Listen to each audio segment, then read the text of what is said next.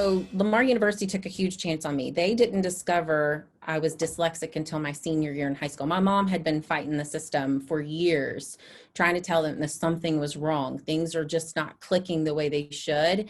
And it was my English teacher who senior year caught it, told my mom to get me tested. And then I went to the admissions department. My SAT scores were horrid. My grade point average from Westbrook was undeniably awful. Still graduated. So I sat in front of an admissions advisor and he was like, Kelly, he goes, I can't admit you with these types of grades. I need a letter. I need you to write me and tell me why we should admit you. And he's like, and then I've got to put it before the dean and they have to give the approval.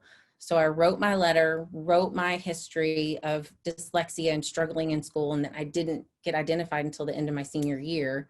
They gave me a chance. They admitted me, and I had to take prerequisite classes my very first almost year.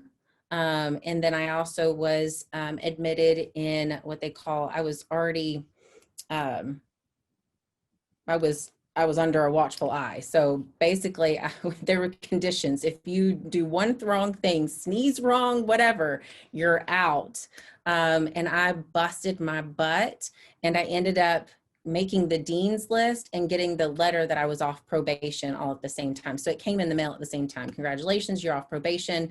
And guess what? You're also on the dean's list. So I thank Lamar University and whoever that admissions advisor was that took a chance on this child that had a dream to go to college and graduate with a degree, because both of my parents didn't. My dad is a retired fireman. My mom was an aerobic instructor, for crying out loud, at gyms there in Beaumont. So it's been pretty amazing that I was able to go on and get my master's degree in business administration. So there's my Lamar story. It's kind of a sweet, yeah, that's amazing that happened for you. And it must have been so hard for you going through all of school with dyslexia, not knowing and having to struggle with that.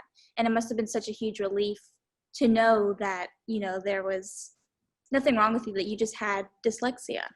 And I learned different. And that's all I had to figure out. And so the disabilities department, you know, allowed me to have some accommodations. It weren't much, but just gave me more time on test, proctored test taking in a quiet room.